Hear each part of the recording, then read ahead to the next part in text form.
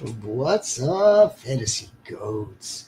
Welcome to this wonderful Thursday, July 24th edition of the Fantasy Goats. Today we're going to get into the best sleepers for us to target in the late rounds of our drafts. We're going to get into that. We're going to get into that right now.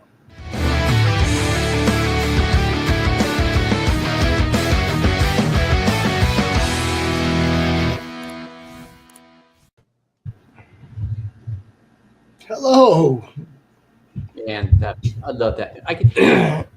I could put that intro. I could just like to put the intro like on my phone, just look at it before I go to bed, just to Like get me pumped up, so I could dream about late round draft picks. you go, well, I mean, you're dreaming about fantasy, and that intro was there to Oh yeah, offer you a lullaby of sorts, right?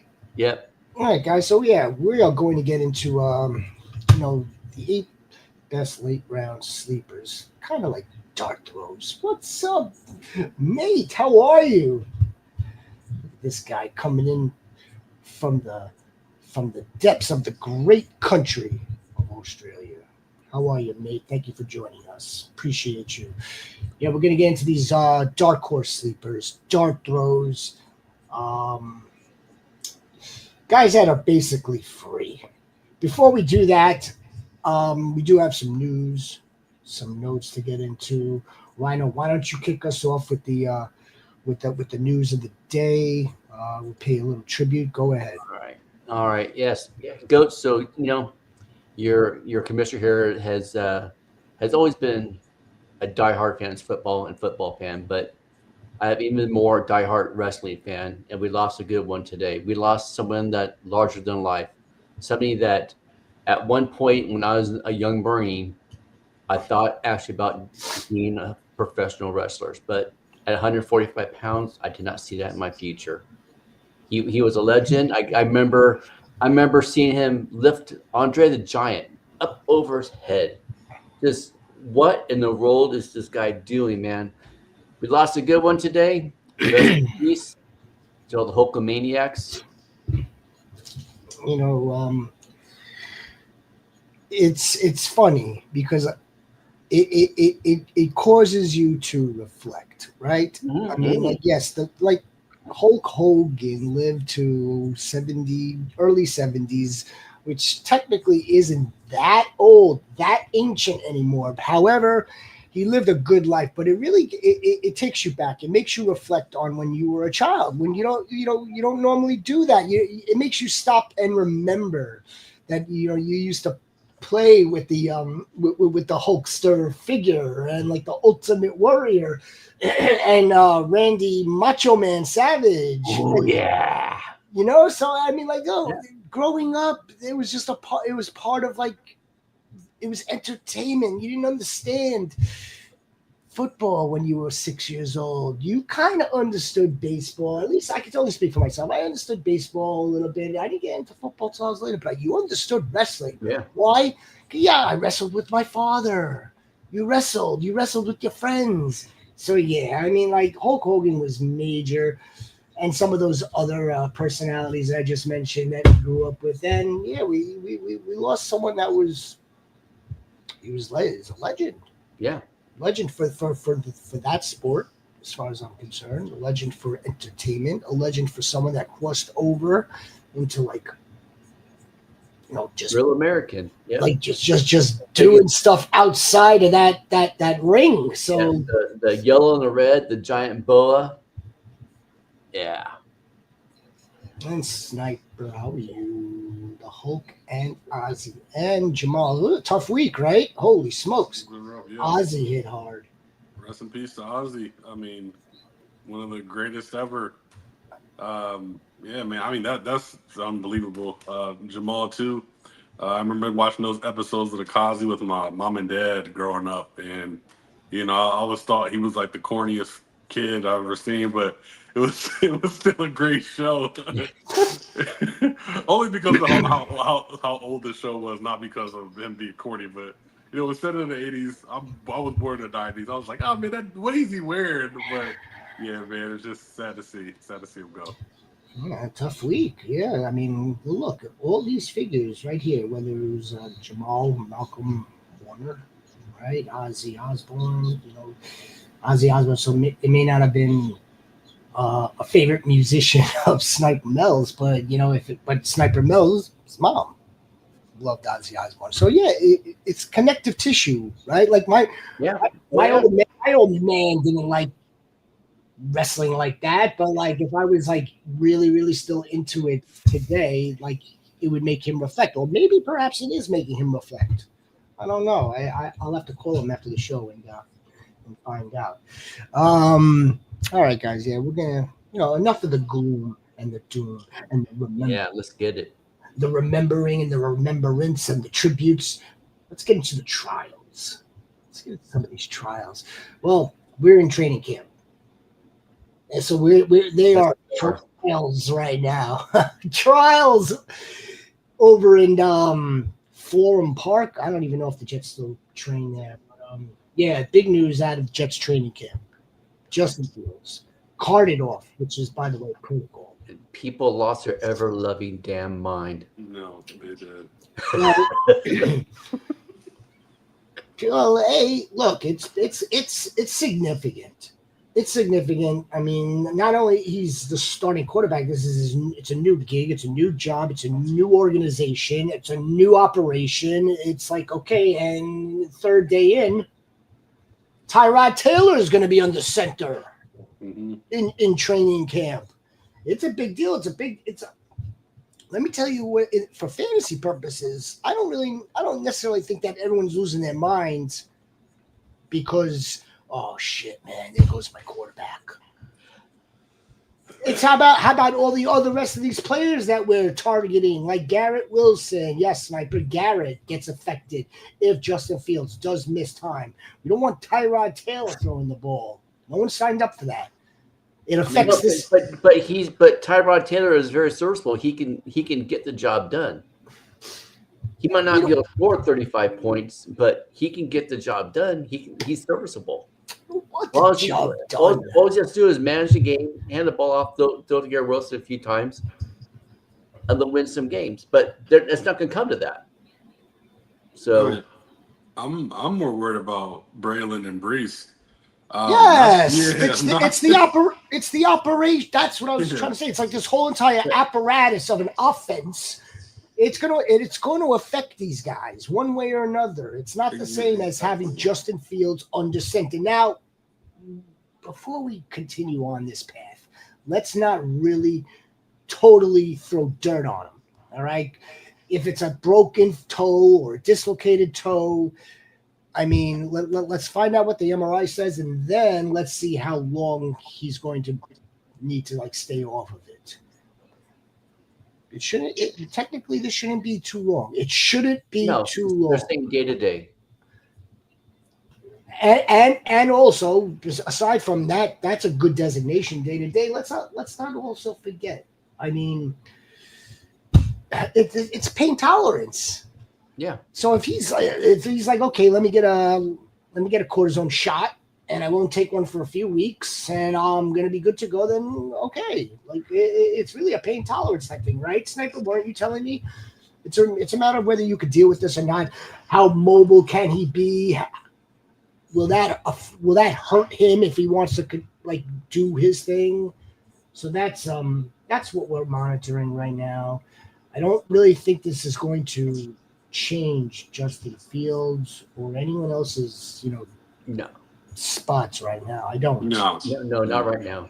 You don't think Justin Fields is being drafted as someone that you're taking, mid to late, not to be your starting quarterback. That's not needed at this time. Superflex, we're talking much different situation. Like our friend and our mate, our goat Vince said he already went in for Tyrod Taylor on the waiver wire. I have a feeling that's because it's a 2 QB league. Much different story. I had a yardstick and duct tape. Seriously, an MRI for a toe. Well, yeah, of course, an MRI for a toe. MRI to see if to see what's broke, if anything's broke, if ligaments or torn scars. Yeah, I mean, like scarring inside of the foot. Hello, fellas. Question on a scale of 1 to 10. How good will the Patriots offense be on a scale of 1 to 10? Why don't you take this one? I know JX. On a scale of 1 to 10. I'll say a 7. That's good. Yeah, they'll be good. I'm more at a 4.5, 4.5, 5. I just don't think it's going to be a high powered, operation. It's going to be high efficiency. Like, what we do got to understand is that it's the second day of training camp. They don't have any pads on. Skill positions are going to look better than the defense. I know there's a lot of things coming out about how Stephon Diggs has looked the part and Kyle Williams is out there just destroying everybody, and it's Pop Douglas season and everything, and Drake May is. I just need y'all to relax a little bit. Take a chill pill. Yeah, I still believe that this team is going through Ramondre Stevenson and Trey Henderson. Yeah. So with that being said, I don't see a high value offense. I see a real efficient offense. 7 is their ceiling. I'll put it that way. That's good. Yeah. That's fair. Yeah. 7 is the ceiling. That's how I should have prefaced it. I think that this team, 7 good offense. Yeah, ceiling about. I'd probably give them a 5. 5 for some of the lack of volume, lack of actual points. Yeah. But I think if they're playing really good defense and they are efficient, then yeah, they're gonna win. They're gonna win more games. Yeah, but I mean, sure, yeah. but if you're asking us in terms of like for fantasy purposes, I mean, I think we need to pump the brakes for many of them, for several. I think Travion Henderson can very well be an excellent running back in this league in his role, but I'm not sure if that's going to happen on September 8th, September 9th. Yeah. Stephon Diggs, everyone loves Stephon Diggs and his ADP. They love the fact that he's returned 9 months removed from tearing his knee up. He's 32 years old with a second-year quarterback who hasn't even played a full season. I would pump the brakes on that. I don't know if he's one of your late-round dart throw sleepers. I mean, it's not like it would be the worst thing if Stephon Diggs is on your bench just to see what the hell happens. Yeah. See how many targets he's getting. He's probably gonna lead the Patriots in targets out of the gate. Sure, yeah. Hunter Henry is a good one, Vince. Yep. Love Hunter Henry. So Sniper, I think Sniper's asking how was Garrett Wilson affected by Justin Fields. Rhino doesn't think so. I do. It's not going to affect him to the point where you have to panic. He'll still get 5 catches for 75 yards and a touchdown or something like that. He might be somebody you put in your flex, but I'm not panicking. It's too early. Well, I'll tell you this much, Sniper. Garrett Wilson has played with far worse than Tyrod Taylor. So he's played with far worse. Yep. But that, again, though, I mean, we're really looking for Garrett Wilson season, right? Long-term wise, 17 games. We're looking for him to really, blow this thing out of the water. To be again, another 150, 145 targets, over 100 catches. We're going to need the starting quarterback for that, not Tyrod Taylor. We're going to need, like we said before, we're going to need this operation to be what the brass has envisioned. He's downgraded from Garrett Wilson to just classic. This guy Vince. I tried to follow Vince's GOAT print for the Scott Fish Bowl. This dude drafted all wide receivers with one running back, I think. I'm pretty sure it was all wide receivers. I'm very heavy wide receiver, but I do have 4 to 5 tight ends in there as well. One running back. Tajay Spears, baby. Tajay. Yeah, and Tajay like 14. mine's a good mixture. My Scott Bisbal team was a good mixture. No, I didn't want to go mixture this season. I wasn't going with the balanced approach. I wanted to do exactly what Vince did. Other news today. Damn near just broke about a half hour ago. Yes, it did. Christian Wilkinson. Yeah. I got a little bit of a hot take on this. I'm waiting. I think, well, whatever's a good thing. I don't. But I think they're gonna make a play for Trey Hendrickson. Hey, I mean that's not. That's spicy. I mean, but that's not crazy. No, it's not. It's not crazy. Yeah, why not? I mean, they just cleared up $32 million, right? Yeah, and plus they still had money left over. Well, according to Rappaport, he believes that now they're going to get into a fight over guaranteed money. Yeah. But I don't know where that leaves the Raiders in their cap as of now anyway. They're going to... They still had a pretty good amount left in the cap. Now, the only thing I would say to this, you're not really replacing the position by adding Hendrickson. You are getting in another freaking edge rusher, which would be like big time filthy dog, Trey Hendrickson and Max. Yep. So you're not really replacing the defensive tackle, but nevertheless, I mean, see, this is why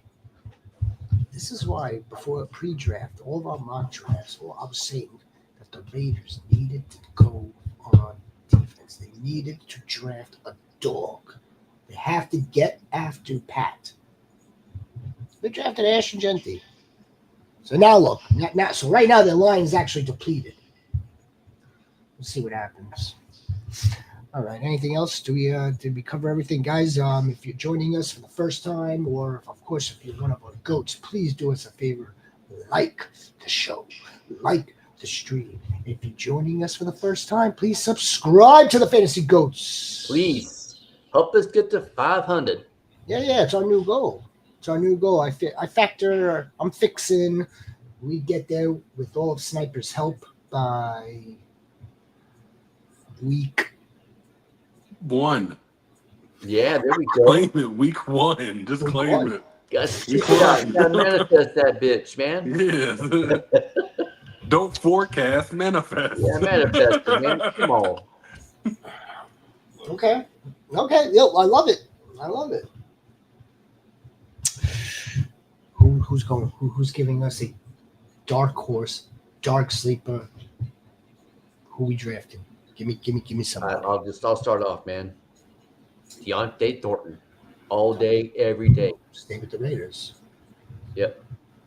I like Jack Best. I have no problem with Jack Best, but Deontay Thornton, this kid's ceiling, I think, is high as hell, man.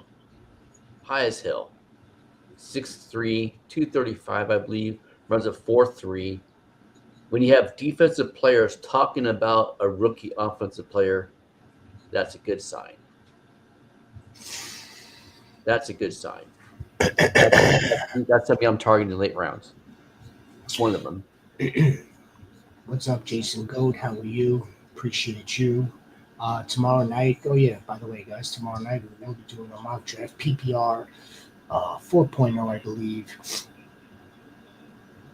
We're going to continue to get at it. Deontay Thornton is already projected to be like their starting X. Yeah, right now he's projected to be Jacoby Myers, Tucker, and then Deontay Thornton on the outside. Jack Best could still take over Trey Tucker's spot as a slot.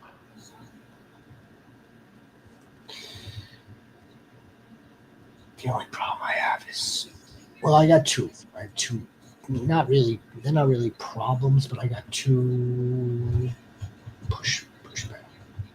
One is their the run game necessity. Mm-hmm. Okay, so that we know that they are going to run the ball, and they're going to run the ball often, and we also believe that Ashton Genty is going to be used as a pass catcher. I don't know what kind of pass volume someone like Thornton is going to command. Maybe he will command a good amount of targets. Maybe. And I just don't know where that leaves someone like Jack Besh or vice versa. Maybe it's Jack Besh, and I don't know where that leaves Dante Thornton. Maybe it's neither of them because it's still your guy, your one and only Jacoby. So, and we got the tight end. So I'm and Vince hit it right on the button right here too. Some you look for, especially in best ball. Yeah. Because he can go off. He can go off 3 catches for 75 yards and a touchdown. He has that kind of ability.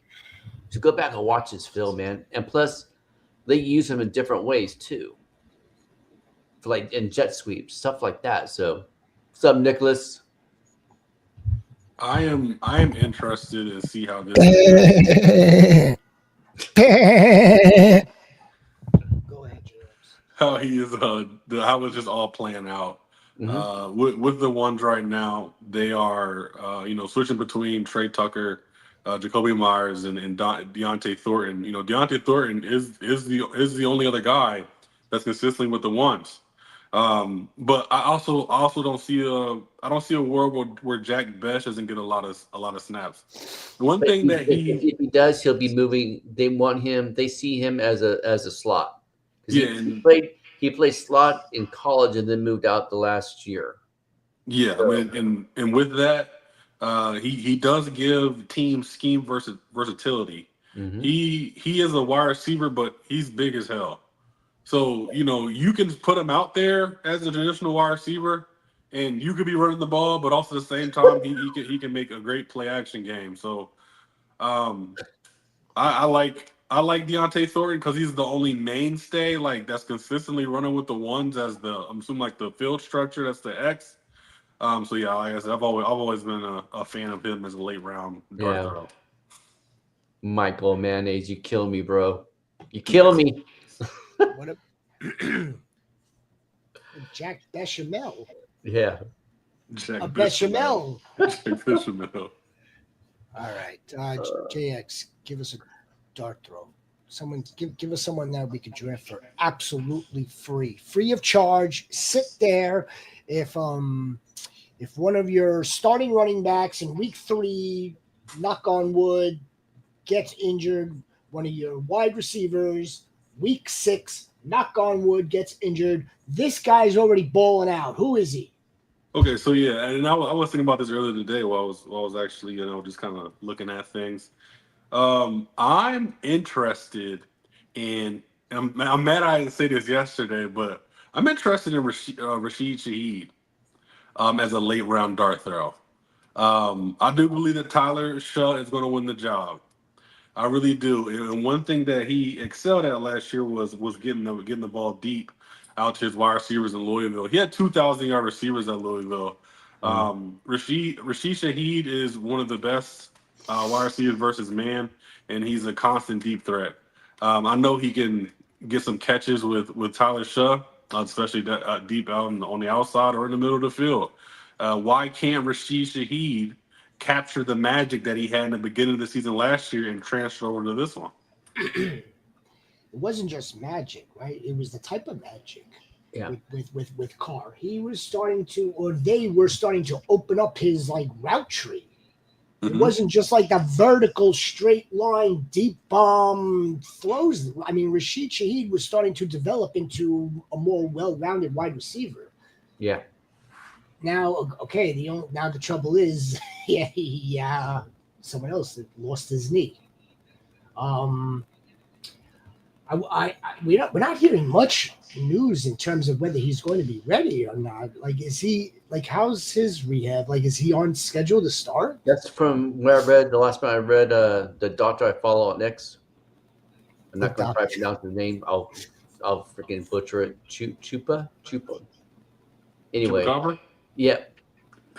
That guy. Never mind. He said that he's gonna be ready. He's on He's on track. And no I think you said there's like a 20% dip the first 2 weeks, and after that, good to go. Okay, so I mean, look, this is definitely a dark throw, dark sleeper. I think Rashid Shaheed could wind up paying off some dividends. This offense isn't projected to be very good altogether, like overall. Mm-hmm. But I mean, someone's gonna have to catch some of the passes that are actually like accurately thrown. Not sure if that's going to be Chris Olave. I'm not betting on that. Rashid Shaheed's not bad. It's not. Sniper likes Rashid. Yeah, and also, I mean, JX, I'm not so sure that Tyler Shuck is going to win the job either. So I think him and Spencer Rattler are going to. It's going to be. It's an open competition right now.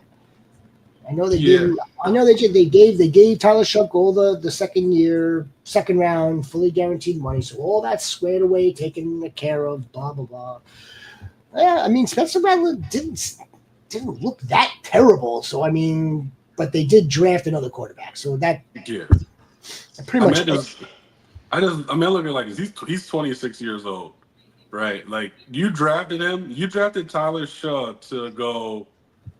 He's good, or he's bad, and we draft Arch Manning or whomever. So I don't think like he's a long-term play. He And I has think to there's be a good theory now. about that go around too. That this is all that the Saints are kind of going to tank to try to get Arch Manning. Yeah, but I think it's kind of like I said. I think it's a kind of a win-win situation for them.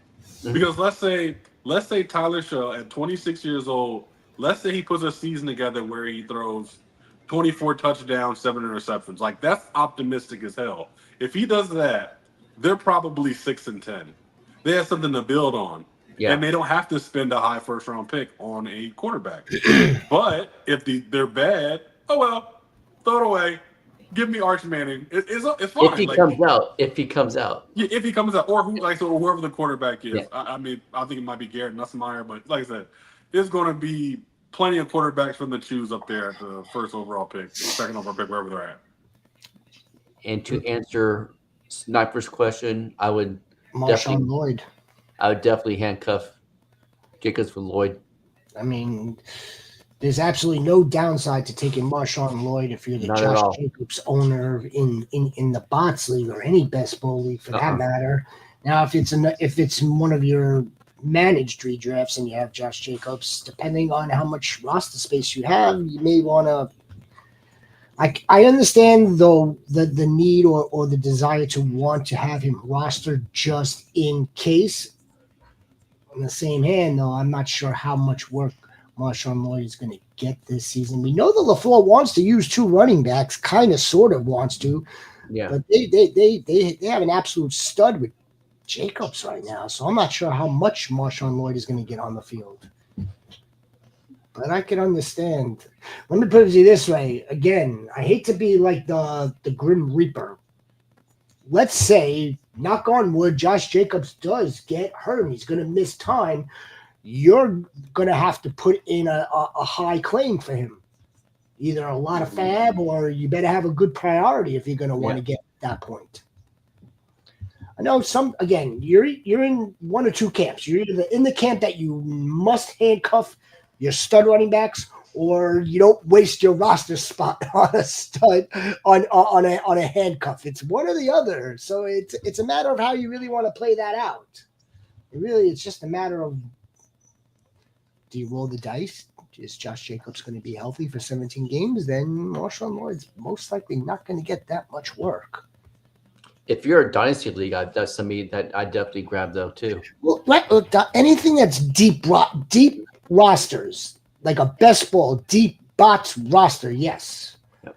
But the Invitational is a shallow roster. Yes, it is. Warrior Bowl is deep, and that's redraft. So there would be like a no-brainer, no problem. Our Nicholas Goat, the goat of goats, Emeka Ibuka and Shaheed have about the same ADP. Godwin is on the pup, instant contribution, sell high after a month. Yeah, I mean, the strategy is sound. I don't know, man. I'm not sure if I'd be selling Emeka Ibuka. Are you selling him at Ibuka after 4 weeks of playing, and let's say he's got two No, because touchdowns? McMillan's going to take Godwin's spot if he doesn't start. So No, it's going to Well, take. I'm also not on the I'm not on the page that Igbuka's ADP is going to remain the same here. It's not. It's it's about to not. fly. It's about to fly to the moon It's here. not. It's already moved up again. Mm-hmm. Goats. We've been at this now. I want to say since early May, whether it was with rookie drafts or even redrafts. We've been at this since early May. Michael Buka is already in single digits. He's going in the 9th round. So the jig is up. Vince let the cat out of the bag. How about I got hold on. Before I go. The snakes? What? IDP FF7 is it? Again, is it like 20 rounds, 21 rounds, 22? If you don't want to back up your linebacker, or you don't want to back up I'm trying to remember how that roster looks. I don't know about that. I don't know if you have that spot. That's because again, you're accounting for all the defensive players as well. So who's your sleeper? Who's not drafted Marvin Mims? Who? Tell me. Fight me. Who's not drafted Marvin Mims in rounds in like the 10th, 11th round, 13th? He's going later. Here's the situation. We know that he came on strong at the end of last season. Mm-hmm. But let's go back to 2 seasons ago. Okay, where he was just catching bombs from Russ, right? With the exception of 2 games, he was catching bombs, and then Sean Payton would take him off the field, unexcusably. Like we were wondering, like, why are you taking this guy off the field? Last season, now he's playing more, but it's now with a new quarterback as well. So they're kind of feeling things out there. They're rotating these guys, trying to get the right personnel configurations together. Marvin Mims, again, he's starting to break out in year 2. This is the season where it all comes together. The transformation becomes complete. Marvin Mims is an absolute steal. Late rounds with a second-year quarterback in the Sean Payton offense. We know that they're going to be able to run the ball effectively. This is going to create mismatches here. We got Evan Ingram on the field. Cortland Sutton's going to be hurt by week 5. My only little pushback is a lot of his catches and productivity last year came out of the backfield. So now you have JK. Now you have Harvey and Dobbins. There was some of those. There absolutely was. So that's going to take some of the targets away from him. Yeah. Game logs last year. He finished from week 13. Well, let's go to week 13. He finished as wide receiver 7. Then it was 2 off weeks, week 15 and 16, when you really need it the most, by the way, in the playoffs. So I mean, we can't just erase that off the board. But week 17, he was wide receiver number 5. Week 18, wide receiver number 6, turning in over 100 yards receiving in 2 out of those 6 weeks. For a late round pick, Rhino, I have no problem doing it. No problem. No, and I would too, but unless like somebody else is right there that I like better, like, just uncertain volume for him. Yeah, because Evan Ingram's taking volume. I believe that Sean Payton drafts his guys to play his guys. So not that I necessarily love Pat Bryant as a talent. Doesn't matter what I think his talent is. Sean Payton likes his talent. And I think he's going to play Pat Bryant. And I think he's going to play him in the slot. And as much as you don't like Courtney Sutherland, he is the number 1 wide receiver on that team. Not for long. I mean, with that being all said, I mean, I think I think Pat Bryant is closer to being the wide receiver one than Marvin Mims is. We just notice how we haven't really spoken about like roles in a little while. Notice how like the narratives have changed now because it's like the training camp smoke and hype. Mm-hmm. But all we need is Marvin Mims to get into that Brandon Cooks role, be like that 1A, 1B to like the Marquise Colstons and Michael Thomases of the world. Pat Bryant, but I see. Here's the thing with Pat Bryant. I'm with you with the talent and what Sean Payton is evaluating, but then let's just go back to the fact that okay, well he selected Marvin Mims, and it just took Marvin Mims a little bit to get it figured out. But we know Pat Bryant. I mean, like we don't know whether he's going to be like a football savant out there, and it's just going to like boom. Well, it could easily be. It could. They could be running 11 personnel with Ingram out there, then running Courtland Sutton and Pat Bryant and Mims on the outside. We don't know. That's going to be an interesting thing about the preseason because we know some of these offenses. We'll see a little bit how it's going to look, at least for a 1 or 2 series. And you're right, we can't have No, we can't. No. And we would be remiss, and I appreciate Vince bringing it up because we're high. We're not high, but we are high. We like him on Devon Veal. Last season, we were adding him to our rosters. We think that there is potential for him, but again, it's like this rotational, interchangeable type of personnel. Like I'm not sure what type of snap percentage Devon is going to get, or to Marvin Mims, to Pat Bryant, to Troy Franklin. So, but I mean, I want a piece of this offense not named. Now, could Vele actually maybe overtake Sutton as in his spot? I don't think so. You don't think so? I don't think so. JX, Courtland Sutton. See, it's not. Courtland Sutton is peaked. We've been through this, so I don't want to go through another soliloquy on Courtland Sutton. We have the shorts. But is he just consistent? Which one is it? No, is he consistent or is he peaked? Now, let's say consistent for 2 seasons, if that's what you want to call a model of consistency. I'd rather swing for the upside with Marvin Mims or Vile, or dare I say the upside of Evan Ingram in this team in terms of pass catchers.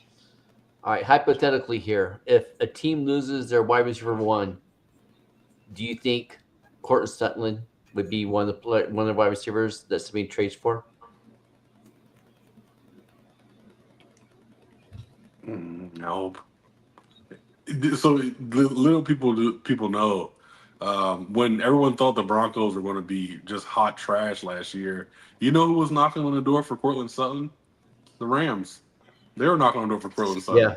Yeah, they were. And years before that, there's been a lot of teams to be knocking on the door for Courtland Sutton. And Sean Payton every time said, "No, I'm not getting rid of him." And I just don't see it changing. What Sean Payton knows after coaching Marvin Mims, Courtland Sutton, and all these years, the thing that he did was, I'm gonna get this guy, and I'm gonna get this guy to complement them. Okay, I get it's just really hard for me to, like I said, that uncertain volume for Marvin Mims. It would be hard for me to pick him. Fair. How about Christian Kirk? Christian Kirk in Houston taking on the Tank Dell role, kind of, sort of. I don't know. I'd be watching out for Noel. Jalen Noel. Yeah, I'd be watching out for him. Jalen Noel. Watching out for him. Absolutely. 100%. And the Goats. Nicholas, I see you, brother. He sent me. He's a dart throw too. Christian Kirk or Jalen Noel? No, Jalen Noel. Jalen Noel. And Higgins. Both of them. I have neither. I have no Jaden Higgins. I have no Jalen Noel. I don't even have Nico Collins. So I mean, I'm the wrong person to be talking about the Texans. No, all seriousness, again, the veteran Christian Kirk brought in to play the slot, and he'll wind up most likely rotating. Jalen Noel is going to get on the field. It's just a matter of more repetition, more familiarity with the offense. All right. I think Nix loves Sutton. I think, you know what I think, Vince? I think Bo Nix loved that they got him open. Mm-hmm. But then, as the numbers point out, Bo Nix also loved Marvin Mims. He loved anyone that was schemed open, and he thrived. He thrived in the offense. He also thrived running the ball too when shit wasn't open. I think so. Yeah. Wait, I think I just missed one from the Nicholas Goat, the goat of goats. Where is it? This one. Mims on McLaughlin in Superos. I think it's gonna be J.K. Dobbins. Oh, yeah, I don't see it being Mims. No, I see Harvey. J.K. Dobbins or R.J. Harvey. Yeah. Harvey, yeah. I see McLaughlin really just like getting in there on third down. Nothing early. Strict pass protection with the most experience. JK too, but I don't see it being RJ Harvey. At least not to start. I know. I mean, we've seen Sean Payton use multiple running backs. Mm-hmm. He knows how to do this better than anybody. I don't think it's Marvin Mims' role anymore. I think they put Marvin Mims back there just because he's explosive. He shows something different. You know, they didn't have that type of bag last year. I mean, Javonte Williams was their running back. Like let's be honest. Like Javonte Williams isn't a world beater. And then they had Jalen McLaughlin and at one point in time, who did we see? Oh my gosh, Blake Watson? I think. Like we saw a bunch of different running backs in that backfield. They had a kid named Tyler Beatty. Oh, and Tyler Batted too. Like, yeah, these are dudes that were legit taking carries out of that Denver backfield. So, like I said again, Peyton went and got his guy. He reached on RJ Harvey. Like, he's going to be a big portion of that. Was it a reach? It was a little bit of a reach, but it wasn't that bad of a reach. We were surprised that it was RJ Harvey before it was one of the other running backs, but I'm not sure. I'm not sure if that was a bad. I'm not sure if it was a reach. Like getting him in the second round, drafting Jody Barron. Yeah. That filthy defense. Oh my God, this Broncos team, you don't understand, goats. This Broncos team, I want a piece of them. Not Cortland Sutton. I just want a piece or more than one piece of this team. This team has Super Bowl written all over it. Or competing deep into the playoffs to get there. I'm telling you. I'm not telling you. The floor. I think the floor is the divisional. I think that's how good this defense is. Like, they can ride the defense to the divisional round. Like this team is so good. That's so good. And they got good quick too. Nobody saw this coming. He wasn't screwing around when he sat down with Walmart. He wasn't joking. No, not at all. That Walmart money. If y'all don't listen, if you don't know how long Walmart money is, look how fast the Denver Broncos got good. Yeah, that's how long their money is. Yeah, the Broncos got good like this. They ate all Russ's dead money, which is about 29 cents to the Walmart family.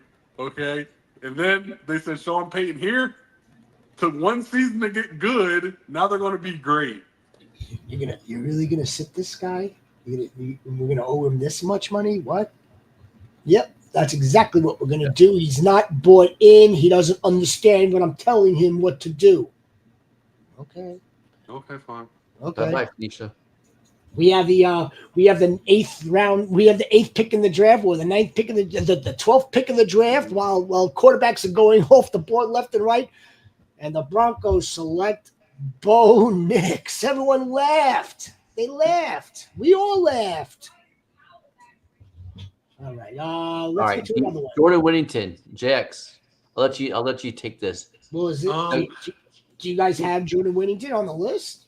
I don't have Drew Yeah. Williamson on the list. Oh, did you? I mean, Rhino if you does. did, I didn't. Yeah, I think he's a good dart throw. I think he's going to win the number. He's going to be the wide receiver 3 out of this team. And plus, if Puka goes down or Devontae Adams goes down, instantly goes in. And he's turning heads. He's been turning heads. There's the Sean McVay said that he's caught up to the game now. It's not passing by him. So he's a good dart throw. I mean, he had his little stretch there where like I was really believing last year, when everybody was going down. You know, Cup was out and Puka was out. The Green Bay game for sure. I mean, I think he got targeted like 10 times. Stafford was just locked in on him. I mean, he has the ability to really be. I'm not gonna say a good wide receiver. Like he has the ability to be a Rams wide receiver. Like he does. Yeah. Everything that he wants, blocks good, tough as hell, all those things. Yeah. Yak, dude. Yak guy, yeah, that too. I don't know. We gotta see, man. I don't know because I don't wish any injury on anybody. But I think it would have to take that for him to really consider me keeping my eyes on him. Well, I'm taking him if 20, 21, 22, 19 at the highest, I'd take him. Like best ball. Mm-hmm. Yeah. Oh, Or even dynasties. And again, deep league, Scottish Bowl, Warrior Bowl, one of these deep, multiple, I mean, not multiple, like 20, 21, 22 round. Yeah. Yeah, I mean, it's definitely worth it. If you're drafting in 15, 16 rounds, he's probably not going to make it, or there's probably somebody else that you would want to throw a dart for. But they like him. I know they like him. Yeah. But again, I mean, now that you have Devontae Adams, they just gave some money to Tutu. 10 million guaranteed. It's a good wide receiver room, though. So I mean, like again, I think for fantasy purposes, he's not panning out for us, or I don't think he's gonna get enough opportunity for us in fantasy. But for what they're doing, otherwise, yeah, he's probably a rock star. Hey, and Goats, if you guys have a dynasty, you have a taxi squad, get Mumford, put him on your taxi squad. I'm telling you right now. That's what you should do. I think, unfortunately for everyone, again, he won't play this year. He'll play a little bit this year, but next year. And Nicholas brings up a good point. And that drubbing that the Dolphins put on the Broncos a couple of years ago. I mean, yeah, it kind of did, right? They were like, "Yo, look, that was an embarrassment. No team should go through that." Although I believe the Raiders did go through that. Was it the Raiders or the Chargers? Chargers did. It was the Chargers that got shellacked, and Staley lost his job, right? Yep. Yeah. They did. Yes, he did. That's the same year. That's 2 years ago, right? Yep. Against the Raiders, right? Yep. Yeah. 61. As if the Bronco Dolphins game wasn't a good enough example on why you should play defense. Then the Chargers decided to mail it in and let the Raiders stomp all over them. Yep. All right. Give us one more sleeper. One more dark horse, late round dart throw sleeper. Who do we got? This could be low hanging fruit here. That's okay. There's a little bit more information that came about a certain player that plays for the Browns today. But I don't understand how the ADP of Dylan Sampson has not changed at all. Thank you. Dylan Sampson is still a redraft 15th round pick or not drafted at all. I think Dylan Sampson has standalone value. Yes, he does. And with him having standalone value, his ADP still hasn't changed. I know we don't believe in Jerome Ford. Do we really believe in Jerome Ford? Absolutely not. Mm-mm. So take the upside, take the youth. He's only 20 years old. He showed in the SEC last year that he could be a 3-down player and carry your team. Yep. So now he's in the NFL. He's learning how to catch. He's practicing with the wide receivers. I mean, he knows how to run the ball already. I think he has standalone value. I think he's a steal in round 15 now. Agree, 100%. He's somebody that I've targeted in a lot of my leagues, a lot of the drafts I've had. I got him quite a few drafts too. You were drafting Sampson even before this Crenshaw Judkins shit. Yep. So Yes. we're going to give the commissioner Rhino a ton of credit because he's loved Sampson even pre-draft process through the draft, and now it's like it's Yeah, I think it's when we coming did our show, I think I had him at number 6 rated running back. here's the thing, and it sucks, right? But because of this huge gray, don't know what's happening with this Judkins situation. It's like, people are still, I don't think they're really pulling the trigger on Dylan Sampson because there's still, I mean, I don't want to put a percentage on it, but there's still a percentage that Quinshon Judkins is going to sign his contract, and at some point he's going to get onto the field for the Cleveland Browns. I mean, if there's one team that isn't going to punish this guy for what he did in the court of public opinion, it's going to be this team. Yeah. Now, again, but I would also caution the Goats this. He signs his contract. Now he's an employee of the Cleveland Browns and would now be subject to some sort of either the commissioner's exempt list or some sort of expedited punishment. But the expedited punishment wouldn't come because the NFL, the precedent is that they let the actual legal process play out first, and then they levy their own punishment.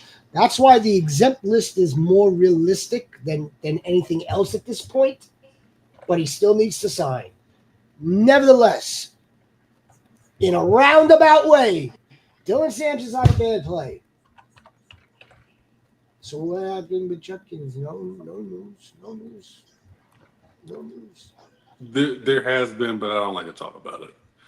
Just be perfectly honest, I don't like to talk about it. But anyway, use their their Twitter machine and their Google machine. There was some news that came out today. Yeah. I went right by it. I saw a glimpse of something, but one. Is it positive news or is it bad news? No, it's not. It's not positive news. I didn't think it was. Whether it's true or not, any press is bad press for him right now. Mm-hmm. That's all really it's coming down to. No, I don't think that's a possibility. Only for the fact that look, they're going to invest in this player because if they don't, somebody else will just wind up picking him up.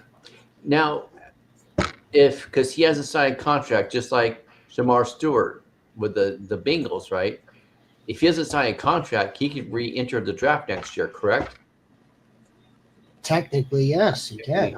I mean, what I think in this situation is, I think the Browns would actually terminate the rights to him. I really do believe that if it came to that point, so he wouldn't necessarily have to, re-enter the draft. I think if they just terminated the rights, he'll get picked up by whoever decides to pick him up. Like with Shamar Stewart, I think it's just almost like a tug of war thing, like just to make you suffer. We're going to keep your rights, but with this whole legal process with Judkins, that maybe they just want to cut ties and not deal with it and move on. The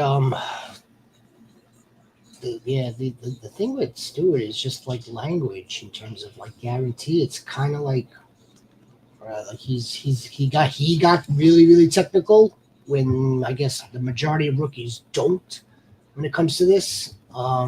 So I'm not sure what kind of leg he does have to stand on. I'm not sure he has leg to stand Quinshon Judkins, on the other hand, is a lot of hot water. This is a mess for him. It's a mess. It's a mess.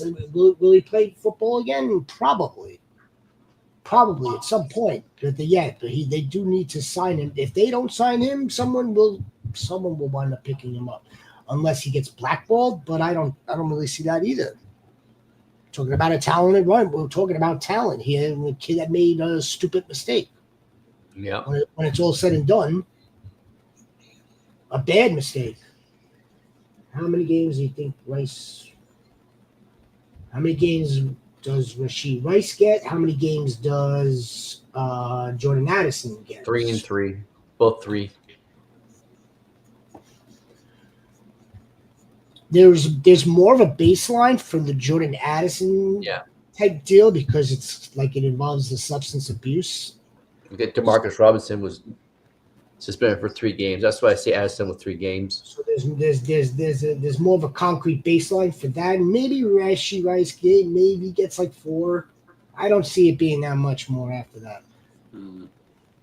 I'm from the mindset like, oh look, man, the dude took this deal. He's going to do 30 days in jail. He wants to get this all behind him and get onto the field. I mean, I don't know if he's going to do all this community service, or he's supposed to do all this community service. I don't know how much you really going to come down on him now. Yeah. Stewart has one of those hit new agents trying to make him.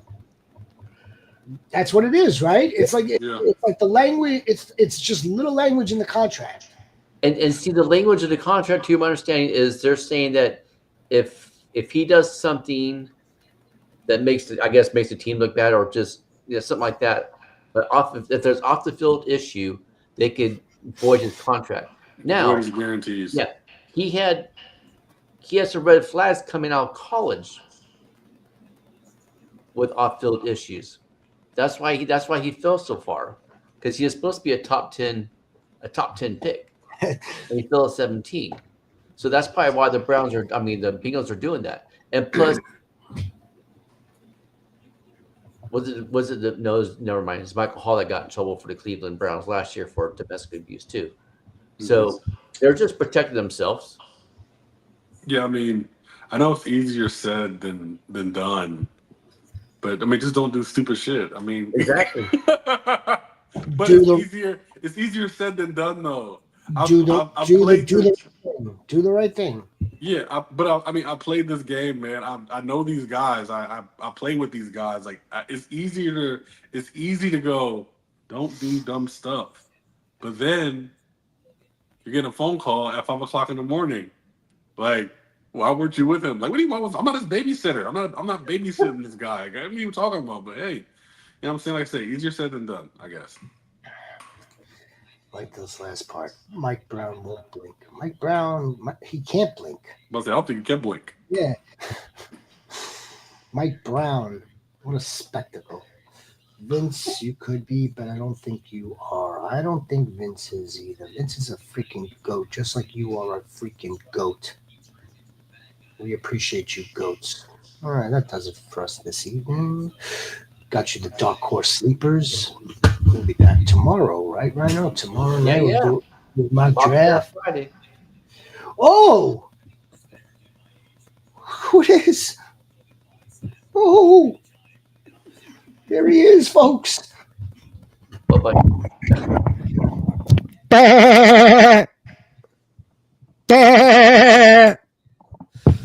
He's in the corner right now. He's eating his chicken and his rice. He's drinking a Pepsi. He's taking the notes. Baby, let's stop messing around. Time to get dialed in. It's time to get motherfucking dialed in, goat. We are dialed in. You are dialed in. We're bringing home the hardware. Fucking the gold, baby. So we're definitely no screwing around. Cheers to you, mate. Have a wonderful day. Appreciate you. Yeah, thank you for coming in. Thank you, everybody, for coming up and enjoyed all the comments. Yeah, man, we're just getting started. Yes, we are. The plane is taxiing. We're not yet cleared for runway 13, but we are making our way. We have to wait for the other planes to depart. Then we're up. We're up, and we're taking off. We're taking off. By God, with the help of the goats, we are here for you. Thank you, Sniper. Appreciate you. Cheers to you guys who soaked. I'll see you in the lab. Good night, everybody. Be a difference, make a difference. Yes, once again, please like, subscribe. Thank you. Go Cubs. Go Cubs. Where's Brett and Bots? I'll ask a Sniper. I'm not sure. I'm not sure where Brett is in Bots.